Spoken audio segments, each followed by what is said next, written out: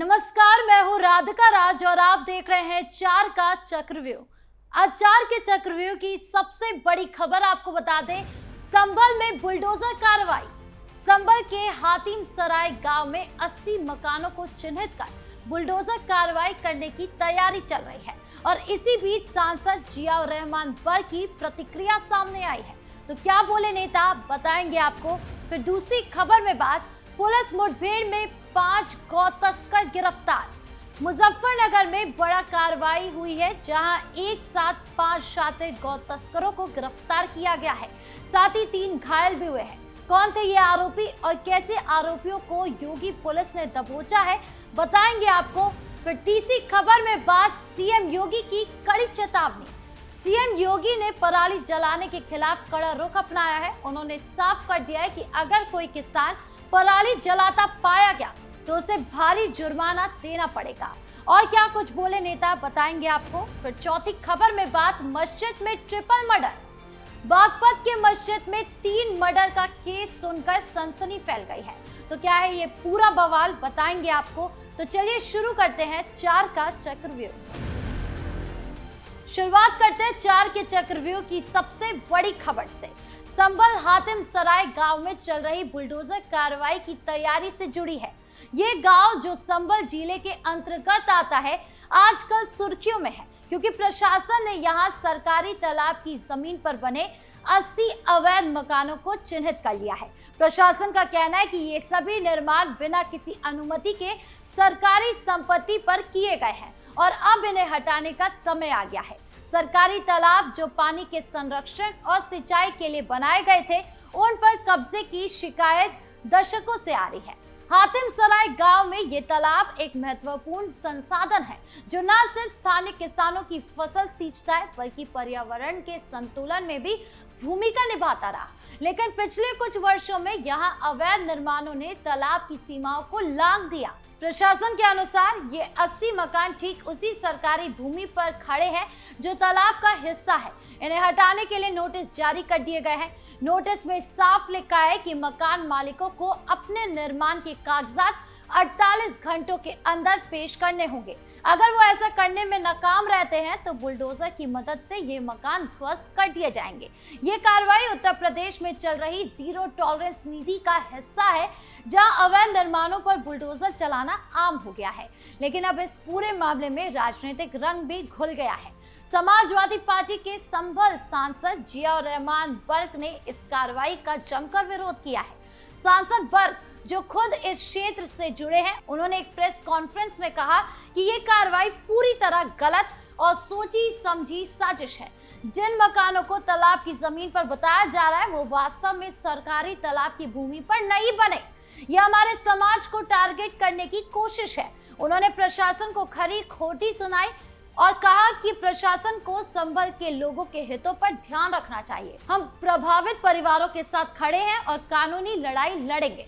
बर के अलावा और क्या कुछ कह रही है पुलिस प्रशासन, वो भी सुनिए। ये देखिए, तालाब की भूमि है, इस पर इन लोगों के मकान बने हैं और इन लोगों से बात करने पर यह पता चल रहा है कि इन लोगों को खुद नहीं मालूम है कि जिसने इनको बेचा है वो कौन है, क्या उसके पास इसकी टाइटल थी या नहीं। तो इनको मौका दिया गया है कि ये तहसील आकर के लिखित में अपना जवाब देंगे कि यह ज़मीन उन्होंने किससे खरीदी है और कैसे खरीदी है। और आज मौके पर इसी की निशानदेही कराई जा रही है। पूरी निशानदेही तो नहीं हो पाएगी, उसमें 1-2 दिन का और समय लगेगा। फिर भी जितना हो पा रहा है 30-40 निशानदेही आज करा दी जाएगी। यानी एक तरफ जहां विकास और कानून व्यवस्था की बात हो रही है, वहीं दूसरी तरफ मानवीय संवेदनाओं का सवाल खड़ा हो रहा है। क्या ये कार्रवाई हो पाएगी या सांसद बर की अपील पर प्रशासन रुक जाएगा? आने वाले दिनों में इसका असर साफ दिखेगा। बढ़ते दूसरी खबर की ओर, जो मुजफ्फरनगर से जुड़ी है, जिसने कानून व्यवस्था की मजबूती दर्शाई है, जहां कोतवाली नगर पुलिस ने एक साहसिक मुठभेड़ में 5 शातिर गौ तस्करों को गिरफ्तार कर लिया है। ये वो लोग हैं जो लंबे समय से पुलिस की नजर में थे और गौ तस्करी जैसे संगीन अपराधों में लिप्त थे। इस कार्रवाई में 3 आरोपी घायल भी हुए हैं, लेकिन पुलिस की तत्परता से किसी की जान को खतरा नहीं हुआ है। इस मामले में थाने में मुकदमा दर्ज हुआ और एक विशेष जांच टीम गठित की गई। वरिष्ठ पुलिस अधीक्षक संजय कुमार वर्मा ने खुद इसकी निगरानी संभाली थी। टीम में प्रभारी निरीक्षक उमेश रोरिया और अन्य अधिकारी शामिल थे। फिर मुखबिर से खबर मिली कि वही तस्कर बाणनगर अंडरपास के पास फिर से वारदात की योजना बना रहे हैं। पुलिस ने फौरन घेराबंदी की, लेकिन जैसी टीम नजदीक पहुंची, आरोपी पक्ष ने अंधाधुंध फायरिंग शुरू कर दी। पुलिस ने आत्मरक्षा में जवाबी कार्रवाई की, जिसमें 3 आरोपी घायल हो गए। गोलीबारी के बीच ही 5 को दबोच लिया गया। सुनिए क्या कुछ कह रही है वहां पुलिस। कल दिनांक 9 अक्टूबर की सुबह गौकशी का मुकदमा थाना कोतवाली नगर में लिखा गया था। इसी के संबंध में थानाध्यक्ष कोतवाली नगर द्वारा एक टीम गठित की गई थी, आईसी बुढ़ाना मोड़ और आईसी रोहाना के अंडर। इसी क्रम में आज 10 अक्टूबर की रात को आईसी बुढ़ाना मोड़ और आईसी रोहाना अपनी टीम के साथ यहाँ पे दीदाहेड़ी चौराहे पे चेकिंग कर रहे थे कि मुखबिर द्वारा सूचना मिली कि बाणनगर अंडरपास के नीचे कुछ लोग गौकशी की तैयारी कर रहे हैं। ये सुनने के बाद पुलिस अपनी टीम के साथ यहाँ आई और इन्होंने यहाँ पे कुछ लोग को देखा जो लोग गौकशी की तैयारी कर रहे थे। उनसे पुलिस ने पूछताछ की कोशिश करी तो वो भाग गए। उन्होंने पुलिस पे फायर किया। पुलिस ने जवाब में फायर किया। मुठभेड़ के दौरान 3 लोग घायल हुए और उन लोगों को अस्पताल ले जाया गया है और 2 लोग और पकड़े गए हैं साथ में। सर, इनके पास से क्या क्या बरामद हुआ?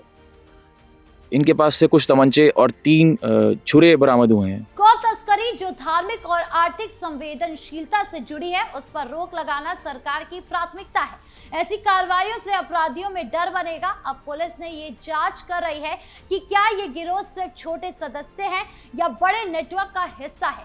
अब जांच में क्या कुछ सामने आता है, ये देखने वाली बात है। बढ़ती तीसरी खबर की ओर, जो पर्यावरण संरक्षण और कृषि सुधार से जुड़ी है। मुख्यमंत्री योगी आदित्यनाथ ने इसी मुद्दे पर कड़ा रुख अपनाते हुए पराली जलाने के खिलाफ एक सख्त चेतावनी जारी की है। उन्होंने साफ शब्दों में कहा कि धान की फसल कटाई के बाद पराली को आग लगाना अब बर्दाश्त नहीं किया जाएगा।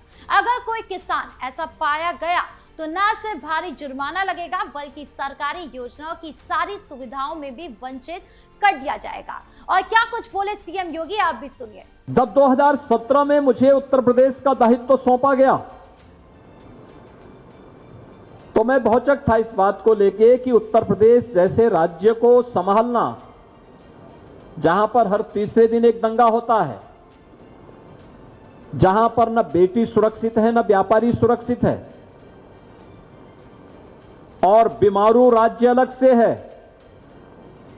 ये संभलेगा कैसे। लेकिन भारत के अतीत को देख करके हमें एक प्रेरणा प्राप्त होती थी कि नहीं, हम कर सकते हैं, हम इसको ठीक करेंगे।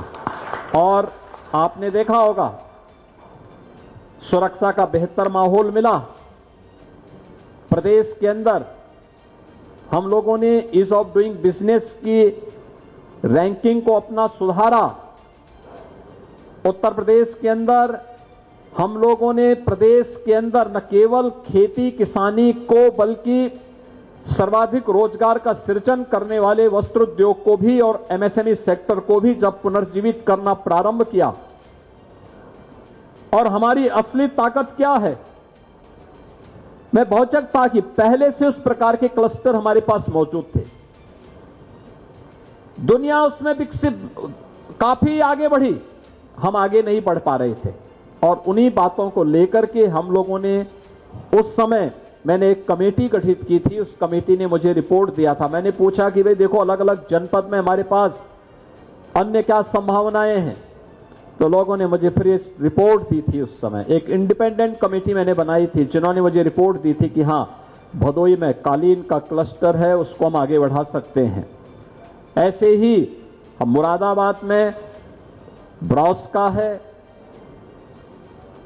आप आगरा और कानपुर में आएंगे लेदर का है, मेरठ में है, आपको स्पोर्ट्स आइटम वहां पे मिल सकती हैं।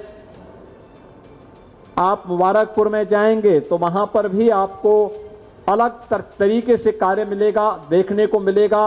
और ढेर सारे लोग स्वतः रोजगार को सृजित करके स्वावलंबन के पथ पर अग्रसर हैं। केवल गवर्नमेंट को थोड़ा सपोर्ट उनको करना है। सीएम योगी ने कहा कि जंगलों में थर्मल कैमरे लगेंगे जो जानवरों के बाहर आने पर अलर्ट देंगे। ये कदम कृषि क्रांति लाएगा, लेकिन चुनौती है कि क्या किसान इन बातों को मानेगा।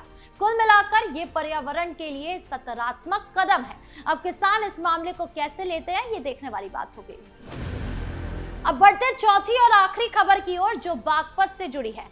दोघर थाना क्षेत्र में शेखों वाली बड़ी मस्जिद के परिसर में 3 लोगों की अस्वाभाविक तरीके से जान चली गई। मृतकों में इमाम की पत्नी और उनकी 2 छोटी बेटियां शामिल है। ये घटना 11 अक्टूबर को दोपहर में सामने आई, जब मस्जिद में पढ़ने आए बच्चे कमरे के दरवाजे पर पहुंचे और भयानक दृश्य देखकर चीखने लगे। आसपास के लोग दौड़े भागे आए और पता चला कि कमरे में तीनों के शव पड़े हुए हैं। धारदार हथियार से हमले के निशान मिले, जो पूरे मामले को रहस्यमय बनाते हैं। सूचना के बाद एसपी सूरज कुमार राय बड़ी संख्या में पुलिस बल के साथ मौके पर पहुंचे और घटना की जानकारी ली। सुनिए क्या कुछ कह रहे हैं मुफ्ती इसरा। एक मेरी छोटी बहन थी, 2 भांजियाँ थी, इनका कत्ल किया गया है। हम ये रिक्वेस्ट करते हैं कि उनका खुलासा किया जाए। जिन 2 बच्चों को पेश किया जा रहा है, मैं ये समझता हूँ ऐसे छोटे बच्चे बगैर किसी और सहारे के अपने बलबूते पर एक काम अंजाम नहीं दे सकते। तो पुलिस की कार्रवाई से आप कहाँ तक संतुष्ट हैं? मतलब मैं बिल्कुल मुतमईन नहीं हूँ, क्योंकि पुलिस वो बच्चे कह रहे हैं कि हमसे पीट कर कहलवा रहे हैं, और खुद मेरे सामने बच्चों की पिटाई करी है। जब वो ये इस बात को कह रहे हैं तो मैं कैसे मुतमईन हो जाऊँगा? मांग क्या है आपकी? मांग ये है कि मैं CBI जांच चाहता हूँ और पानी का पानी और दूध का दूध निखर कर आए सामने। तो बच्चों को आपके सामने पीटा गया? मेरे सामने मारा है बच्चों को पुलिस ने? अच्छा, मैंने जब भी कहा पुलिस से, आप क्या कर रहे हो? ये आप खुलासा थोड़े ये बच्चे कैसे कर देंगे इतना बड़ा काम? पुलिस वाले गुस्से में आ गए, हमें बाहर निकाल दिए। आप उनके मृतक कौन लगते हैं? मैं भाई हूँ। फिलहाल पुलिस जांच कर रही है कि क्या ये व्यक्तिगत दुश्मनी है या कुछ और है। अब जांच में क्या कुछ सामने आता है, ये देखने वाली बात होगी। बहरहाल 4 के चक्रव्यूह में इतना ही। धन्यवाद।